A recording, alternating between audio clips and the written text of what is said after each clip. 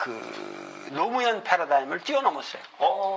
완전히 이 사람은 노무현하고 내가 얘기할 적에는 뛰어넘었어요. 그러니까 우리가 알아야 될 거는 문재인은 절대 그 노무현 패러다임의 사람이 아니다는 거예요. 이거를 왜 그 사람이 노무현에 대한 그런 거 하냐면 인간적인 의리 때문에 그리고 당내에 그 평생을 같이 살아왔으니까 그래서 당내에 또 노무현에 대한 그 애틋한 마음을 가지고 있는 사람이 많이 있으니까 그런 거 저런 거 다 어울리려면 괜히 뭐 각을 세울 필요도 없고 노무현을 자기가 뭐 부정할 필요도 없는 거 아니에요. 그러나 이미 그 사람의 생각의 틀은 노무현 틀이 아니에요. 이거 대단히 중요한 말씀이에요. 왜냐하면 이게 지금 다른 분도 아니고 도울 선생님이 기존의 한계로 거론되던 문재인의 노무현 패러다임을 넘어섰다라고 말씀하시면 좀 더 구체적으로 말씀을 해주셨으면 하는 생각이 구체적인 거는 우선 뭐냐면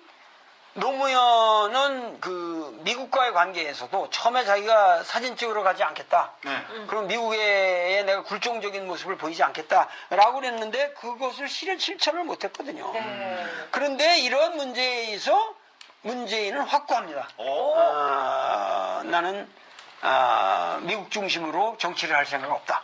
이거 되게 중요한 말씀인데요. 사실 노무현 대통령께서 나는 미국에 한 번도 안 가봤고 뭐 그렇게 사실 그 미선희 호순이 그 어떤 그 바람으로 득표를 많이 했거든요. 그래서 많이 그 어떤 그 미국과의 관계, 중국과의 관계 많이 개선될 거라고 생각했는데 미국 가시자마자 이 미국 때문에 우리가 민주화가 되고 가져가시게 되고 아유 땡큐 베리 마치 이렇게 하시는 바람에 실망을 좀 했었는데 그 실망감이 결국은 참 우리 진보 진영의 최대의 비극이었죠. 그 이라크도 막 보내시고 그래서 그 이라크 파병할 쪽에도 우리가 따낼 수 있는 것들이 너무 중요한 게 많았거든요. 그럼요. 개성공단 문제라든가 뭐 평화협정이라든가 휴전선 내에서 우리 군이 주도권을 잡는 문제라든가 여러 가지를 얼마든지 우리가 그 바게인으로 내걸 수 있는 상황이었는데 그 따는 게 없었어요. 따는 게 없었죠. 실제로 우리가 베트남 파병하면서 많은 반대가 있긴 했지만 박정희 정권이 브라운 각서라는 것도 체결하고 경제적인 실리를 많이 취했어요. 그리고 더구나 그 시대에 독자적 작전국가까지 획득했거든요. 거기에 비하면 노무현 정부의 대미 외교는 상당히 실망스러웠는데 여하튼 문재인 후보 같은 경우는 넘어섰다. 아니, 미국과의 관계에서. 미국과의 관계뿐만 아니라 미국에 대한 충성을 할 필요도 없고 어떻게 하면은 중국과 소련과 북한 그리고 일본 여기에서 아주 구체적으로 나는 등거리 외교를 실현하겠다라는 아주 확고한 결의가 있어요. 진짜요? 내가 아주 깊게 얘기를 해봤는데 그거는 있고 그 다음에 둘째로는 뭐냐면 남북 문제를 최우선시하겠다. 그래서 그 취임하자마자 나는 남들이 뭐라 그러든 남북 문제를 먼저 밀어서 왜냐하면 노무현이 말만 그렇게 하고 남북 문제를 최후로 마지막에 했잖아. 그런 것이 노무현 5년을 이게 허사로 만든 거거든요.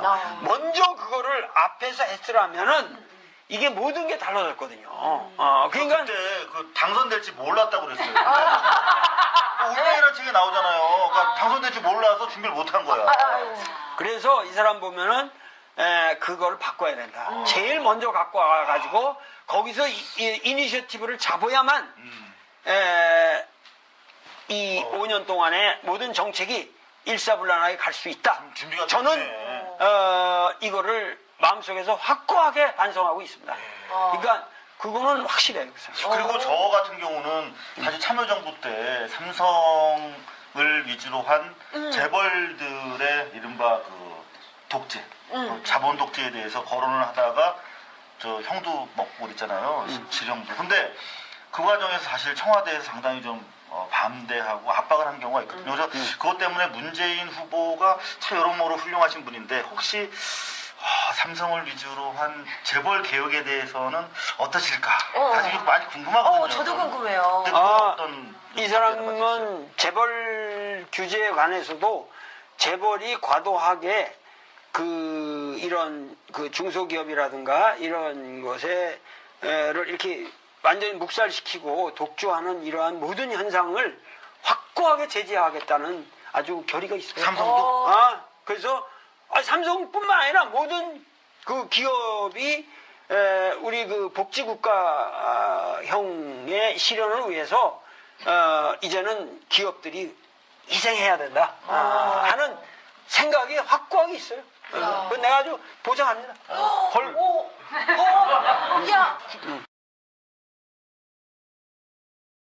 맹자는 본인이 뭐라고 그랬냐면은 역사를 쭉 그 사람은 훑어요. 연임금, 승림금으로부터 쭉 해서 항상 위대한 성군이 날 적에는 항상 그 성군을 만드는 위대한 신하가 있었다. 그리고 위대한 성군의 특징은 바로 그 위대한 참모를 알아보는 그 인한 마음이었다. 그러니까는 항상 여기도 이제 내 책에 여기 제일 처음에도 그 율곡 선생이 쓴 동호문답의 그 대화가 여기 쭉 나오고 있어요. 그래서 여기 밑에 닭이 지렁이 하나를 가지고 요거 이렇게 자부댕이 변상벽에 닭그림 속에 있는 거라고. 그래서 그 밑에 보면 여기 문자라고 쓰고 하나는 안자라고 써. 그걸 잘 봐달라고. 문자와 아들 자자가 선생. 옛날 말에 문자와 안자가 지렁이 하나를 놓고 지금 하고 있는 거야. 그런데 여기도 보면은 이율곡 선생님이 결국은 나라가 다스려진다고 하는 것은 결국은 사람을 알아보고 그 사람을 올바르게 쓰는 것이다 하는 데 있거든요. 그래서 맹자는 자기는 뭐냐면은 항상 그러한 그 천하를 통일할 수 있는 그런 왕천하를 할 수 있는 사람을 만드는 것이 나의 사명이지 내가 직접 왕천하를 할 수는 없다. 왜? 자기는 그 당시 시스템에서는 요새와 달리 이 후보로 나갈 수 있는 게 아니거든. 하겠다는 아주 결의가 있어요. 삼성도? 그래서 삼성뿐만 아니라 모든 그 기업이 우리 그 복지국가형의 실현을 위해서 이제는 기업들이 희생해야 된다 하는 생각이 확고하게 있어요. 그건 내가 아주 보장합니다. 야! 맹자는 본인이 뭐라고 그랬냐면은 역사를 쭉 그 사람은 훑어요. 연임금, 승림금으로부터 쭉 해서 항상 위대한 성군이 날 적에는 항상 그 성군을 만드는 위대한 신하가 있었다. 그리고 위대한 성군의 특징은 바로 그 위대한 참모를 알아보는 그 인한 마음이었다. 그러니까는 항상 여기도 이제 내 책에 여기 제일 처음에도 그 율곡 선생이 쓴 동호문답의 그 대화가 여기 쭉 나오고 있어요. 그래서 여기 밑에 닭이 지렁이 하나를 가지고 요거 이렇게 자부댕이 변상벽에 닭그림 속 그 노무현 패러다임을 뛰어넘었어요. 완전히 이 사람은 노무현하고 내가 얘기할 적에는 뛰어넘었어요. 그러니까 우리가 알아야 될 거는 문재인은 절대 그 노무현 패러다임의 사람이 아니다는 거예요. 이거를 왜 그 사람이 노무현에 대한 그런 거 하냐면 인간적인 의리 때문에 그리고 당내에 그 평생을 같이 살아왔으니까 그래서 당내에 또 노무현에 대한 그 애틋한 마음을 가지고 있는 사람이 많이 있으니까 그런 거 저런 거 다 어울리려면 괜히 뭐 각을 세울 필요도 없고 노무현을 자기가 뭐 부정할 필요도 없는 거 아니에요. 그러나 이미 그 사람의 생각의 틀은 노무현 틀이 아니에요. 이거 대단히 중요한 말씀이에요. 왜냐하면 이게 지금 다른 분도 아니고 도울 선생님이 기존의 한계로 거론되던 문재인의 노무현 패러다임을 넘어섰다라고 말씀하시면 좀 더 구체적으로 말씀을 해주셨으면 하는 생각이 구체적인 거는 우선 뭐냐면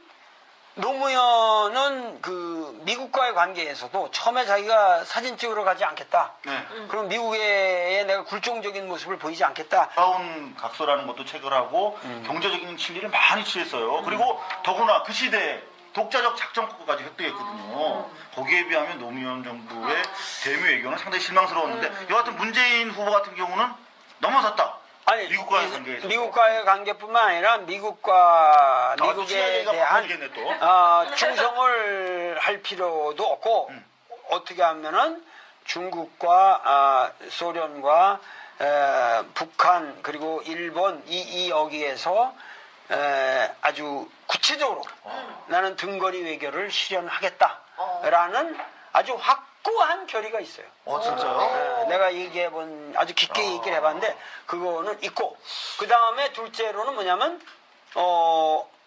남북 문제를 최우선시하겠다. 그래서 그 취임하자마자 나는 남들이 뭐라 그러든 남북 문제를 먼저 밀어서 왜냐하면 노무현이 말만 그렇게 하고 남북 문제를 최후로 마지막에 했잖아. 그런 것이 노무현 5년을 이게 허사로 만든 거거든요. 먼저 그거를 앞에서 했으라면은 이게 모든 게 달라졌거든요. 그러니까 그때 그 당선될지 몰랐다고 그랬어요. 라고 그랬는데 그것을 실천을 못했거든요. 그런데 이런 문제에서 문재인은 확고합니다. 나는 미국 중심으로 정치를 할 생각 없다. 헐, 이거 되게 중요한 말씀인데요. 사실 노무현 대통령께서 나는 미국에 한 번도 안 가봤고, 그렇게 사실 그 미선희 호순이 그 어떤 그 바람으로 득표를 많이 했거든요. 그래서 많이 그 어떤 그 미국과의 관계, 중국과의 관계 많이 개선될 거라고 생각했는데, 미국 가시자마자 이 미국 때문에 우리가 민주화가 되고, 경제발전이 되고, 아유, 땡큐 베리 마치 이렇게 하시는 바람에 실망을 좀 했었는데, 그 실망감이 결국은 참 우리 진보 진영의 최대의 비극이었죠. 그 이라크도 막 보내시고.